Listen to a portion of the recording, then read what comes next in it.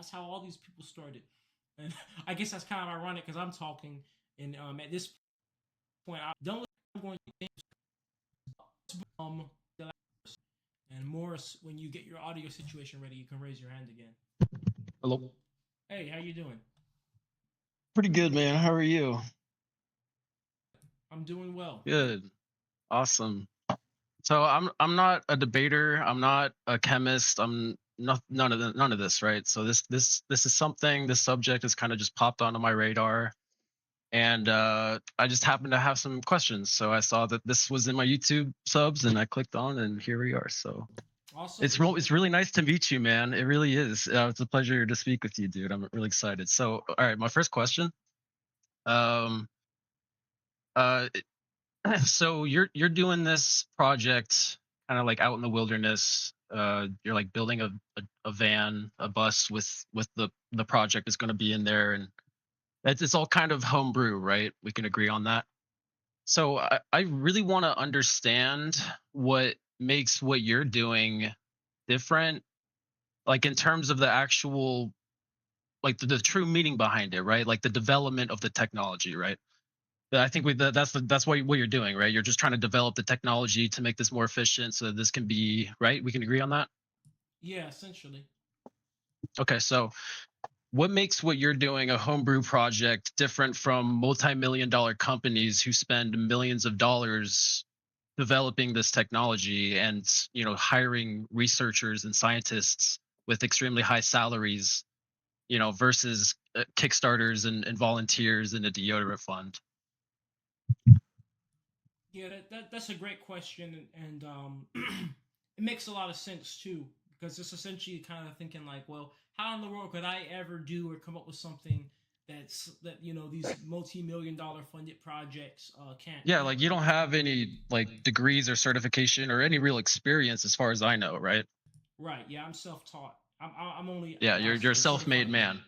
Yeah, yeah. Versus like a team that has thousands of employees and millions of dollars worth of like resource, right? That they're pumping into this technology. And there's private companies out here too that are self-funded, right? There's just billionaires out there who are passionate about the same thing that you are, who are doing the same thing that you are doing. So I'm just trying to understand what you're doing is how is that like different or extraordinary in any way, So, yeah. Thank you besides for the that fact question. that you're doing this, in your backyard, and that it's all homebrew and stuff.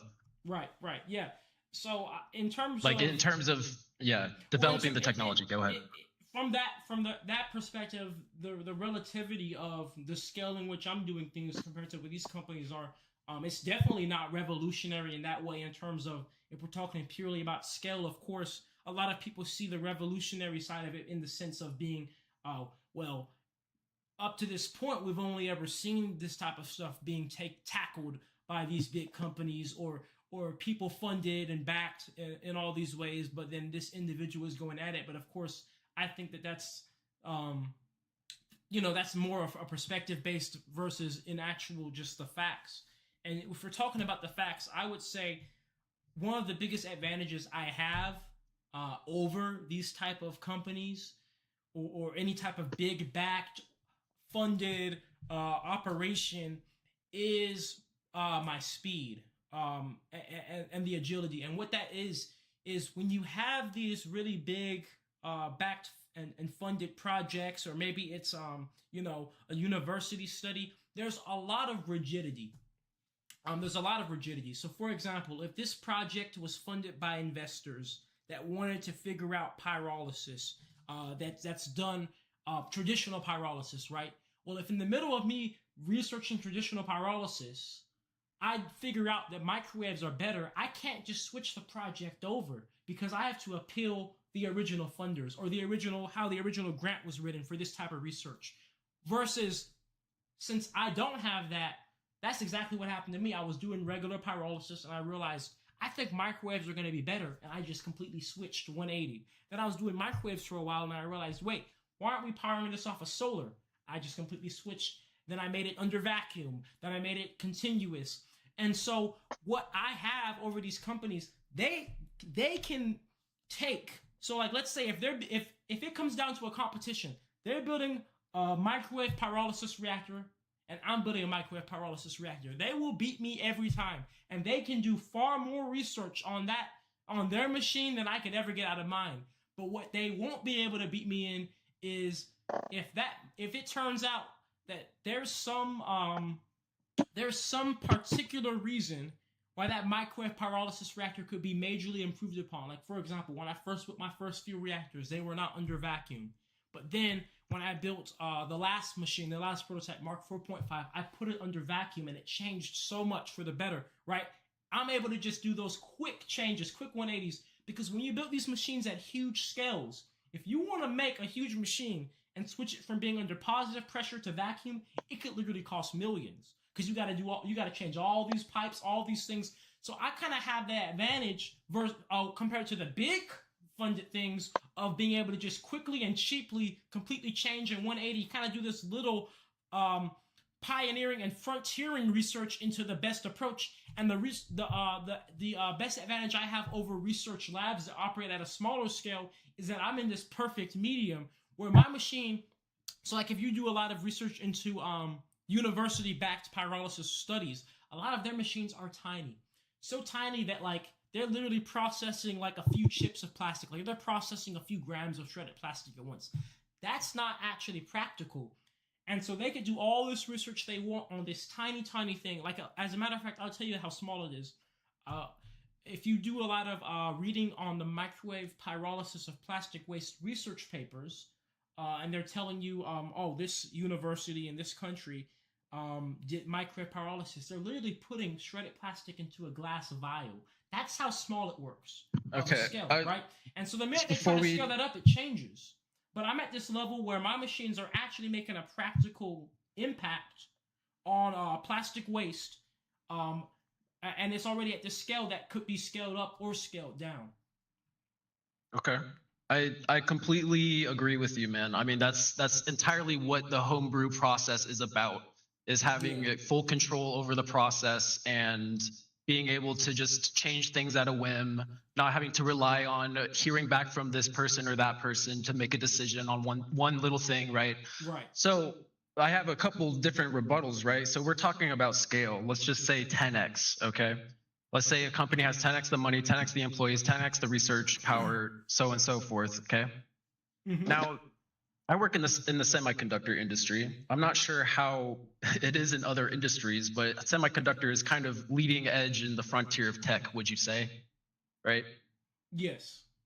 So, right, yeah. So everything that we have, our iPhones, our computer screens that we're looking at, this all depends on the technology that I am familiar with working around, okay? Right. So the thing is about this technology and the industry as a whole is extremely cyclical. And what that means is that it's constantly changing.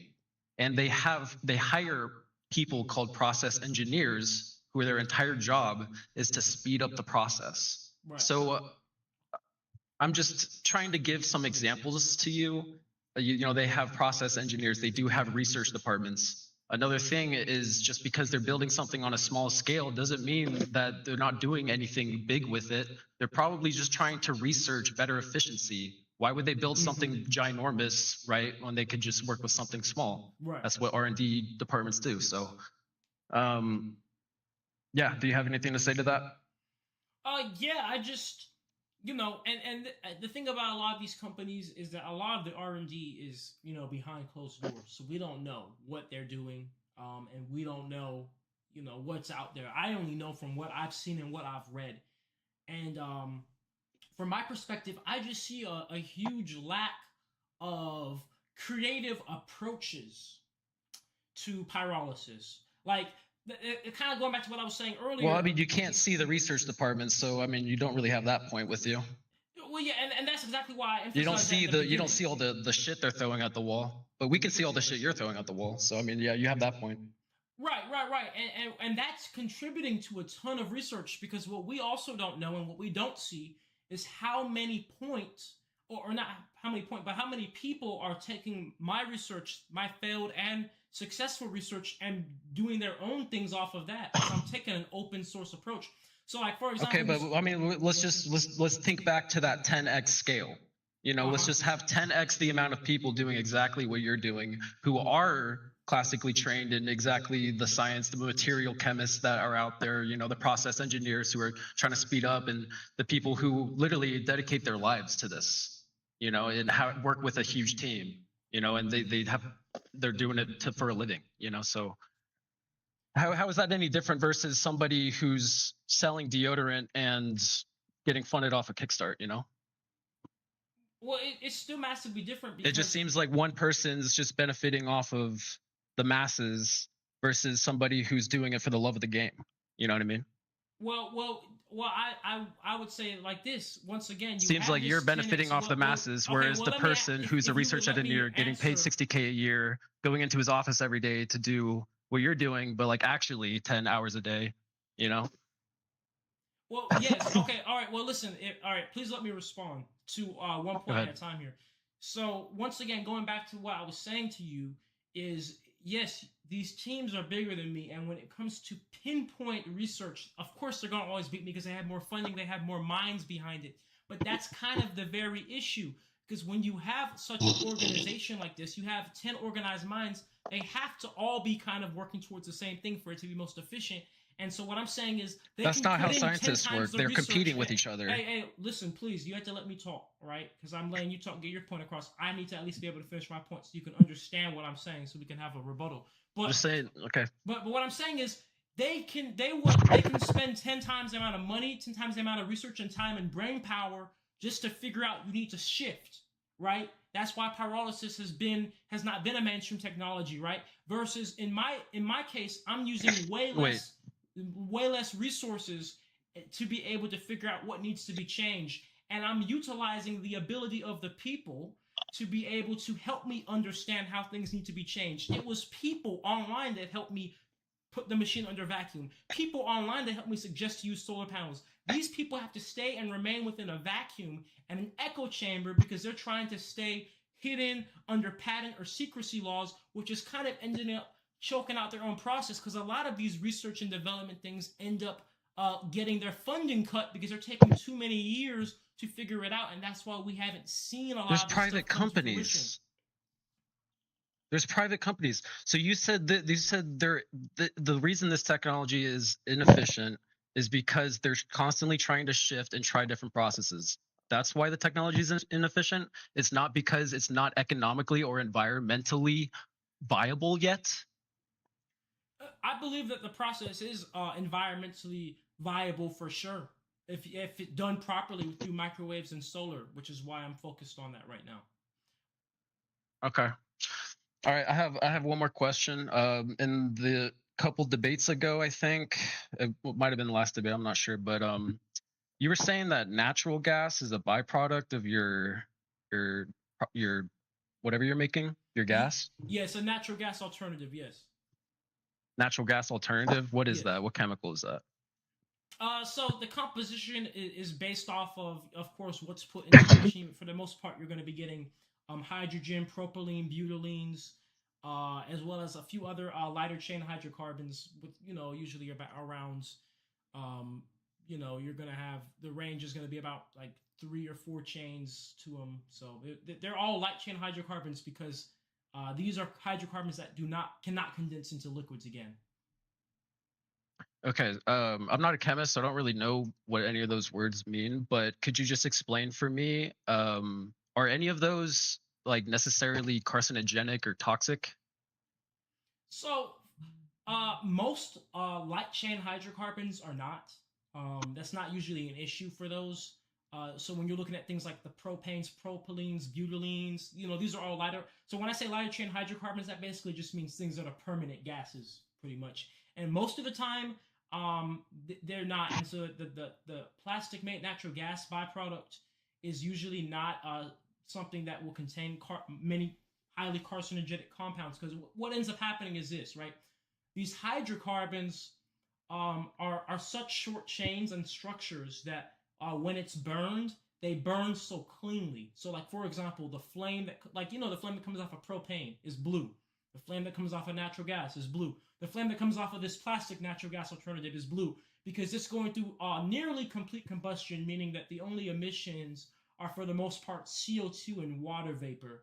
And so you're not dealing with incomplete combustion products that would be carcinogenic. Okay. So I'm gonna just guess that you're familiar with this YouTube channel, Mass Spec Everything. He did a lab analysis on your product. Yeah, yeah, I'm familiar with him because I sent him my products directly. Okay. Yeah. So I think his main takeaway that there is uh, uh way too much, let's just say that, of chemicals that are composed of benzene, which is just one of the most carcinogenic and cancerous chemicals known to mankind. Um, and so I'm just curious what your thoughts on that were. Yeah, yeah. So we were actually talking about this earlier. So yes, there. So he found a lot of benzene in my samples that I sent. Now there were a few things in his testing equipment which I would say were not the fairest in that analysis. However, he did show without a doubt there is benzene, and the thing about benzene is the boiling point of benzene. Well, for one, benzene is a liquid, and so it's normally found in like gasoline type products, and the boiling point of benzene is close to water and gasoline. And as we know, I make gasoline, diesel, and jet fuel from the plastic. So, firstly, the benzene content in the diesel and the jet fuel is going to be negligible. There'll be almost no diesel in those, just like or no benzene in those, just like how there's no benzene. Yeah, they have like a regulated amount you can have in there, right? Yeah, it's yeah, like there's a regulated amount. 0.005 per million or something. The point I'm trying to make is I have this. no idea. Here's the point I'm trying to make. Benzene is already a product that's in crude oil and gasoline as is, and that's why they have a regulatory. Because if you were to just get what they call straight run gasoline, which is when you have crude oil and you distill it and you get pure gasoline coming right off, right? Straight run gasoline has too much benzene in it for today's standards, right? Back then, they used to run it in engines. That's at the same time they're putting lead and stuff in. But the point I'm trying to make is gasoline already has a benzene content that has to be reduced. Diesel and jet fuel, usually that's not an issue at all. So the point I was trying to make earlier, and the point I did make earlier was when it comes to the benzene product, let's say it turns out the benzene product is way too high in specifically the plastoline or the gasoline alternative. Okay, yeah. Here's the thing about benzene, right? Yes, you're right. Benzene is a carcinogenic chemical, but it also is considered a base chemical, meaning it's a chemical that's used in the manufacture of thousands of different things in the world. And so there's plenty of uses for benzene to be used, even if. What does that have to do with it being carcinogenic? What was that? What does that have to do with it being carcinogenic and existing in your plastoline at dangerously high amounts? With it being carcinogenic. The point I'm trying to make is, if there's too much in the plastoline, we're distilling anyway. So I can distill the benzene out. That benzene is now a separate product that's a valuable commodity product. The benzene is used. Yeah, I got things. You. So we have a like government regulation or whatever the gas industry has a regulation. I don't know what it is, but they have a regulation to like keep a certain amount of benzene out of the gasoline, so that when we burn it in our cars, we're not breathing cancer gas, right? So how far are you along distilling that benzene out of your gasoline? Well, so as it stands, when you're doing distillation, you have these things called like azeotropes and all, which is when, for example, like gasoline and water, that's oil and water, and they can come over together. Sometimes the same thing can happen with gasoline. From a scale of... Well, listen, you can't ask me a question, and then when I'm answering it, you start talking again. I have to. I just need a better answer. Yeah, that's the only way we can have a back and forth here. If I can answer. My apologies. So to answer that question, as it stands, the process of distillation I'm doing now, it's separating the benzene out from the diesel and jet fuel as is. It is staying within the plastoline or gasoline product, yes. However, going back to what I was saying, dependent upon the percentage of benzene, that's going to dictate how easy or difficult it is to separate it out of the plastoline, because the more you have, the easier it's to get out, and the less there is, the harder it is to get out. That's why there's a certain percent that's even allowed in gasoline to this day, because at a certain level you Yeah, can't you can't get it all below out. but this percentage out. Yeah, you can't get individual atoms. Yeah. Well, it's not So an individual atom; it's a completely separate product from the gasoline, but they have very similar boiling point ranges. okay, so you haven't gotten the benzene out of your plastoline, yes? No. Okay. So my question to you is, we have these regulations so that we don't die from cancer when we're breathing in these gases that are emitting from our cars. How do you feel about you using this gas in an enclosed space? I believe it was like a Dodge Charger or something, with like a bunch of fans around you who probably give you money, and you're just pumping the space that they're breathing full of benzene gas. Well, so here's the thing about benzene. Benzene is a carcinogenic compound, but that's benzene within its full form. That's not the combustion of benzene. If you look up the combustion of benzene, you get CO2 and water vapor, neither of which are carcinogenic. So if benzene is put into an engine, right, and that engine, and it undergoes combustion, right, especially in modern engines, right? That's the whole point of catalytic converters and the modern modern engine technology of O2 sensors and all this. Just because there may be benzene in the fuel does not mean there's benzene in the exhaust, right? That's not how that works. Because, like I said, there's a certain percentage of benzene that's even in gasoline. The reason why we don't want benzene in gasoline is more of because of the exposure to gasoline, like when you're pouring it.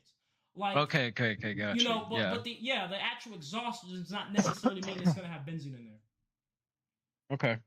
Is there anything that could potentially be harmful coming, out of the exhaust pipes of the cars that you're testing?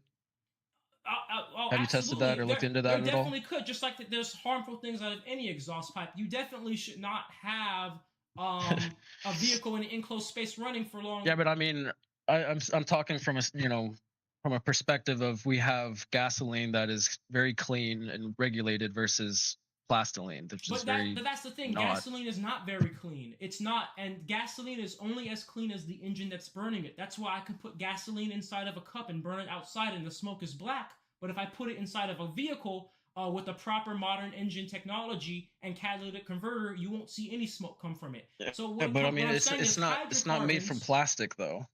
But just because it's made from but crude oil is what makes gasoline, and plastic is made of crude oil. So all I'm doing is going back to the uh, basic chemical building blocks. So just because it's made of plastic does not mean it is plastic, right? I'm just returning it into what it was originally created from, which is crude oil, just like how gasoline is.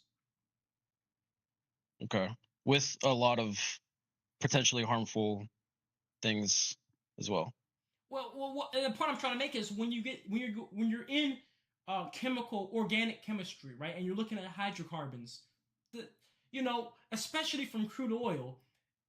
At the end of the day, these things are there's kind of like a pool.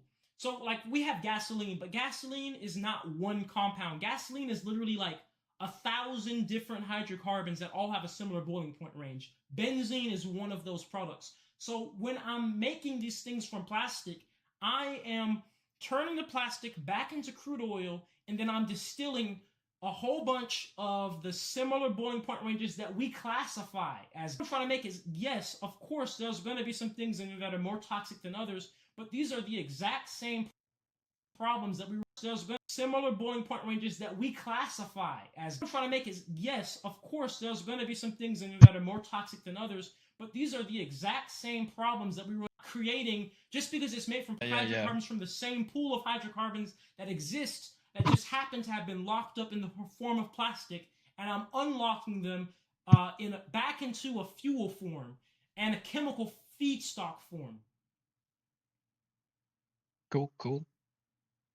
All right, well, that's all I got. I would just want to say, I would look into that, see if there's any, potential harmful, like, because we were talking about plastics and the chemicals that are composed into it. It's very bad for you as far as my research goes. So that's my only suggestion, is to maybe look into more of, see if there's any sort of harmful side effects. Only because that's my only real concern. That's it. That's the only reason why.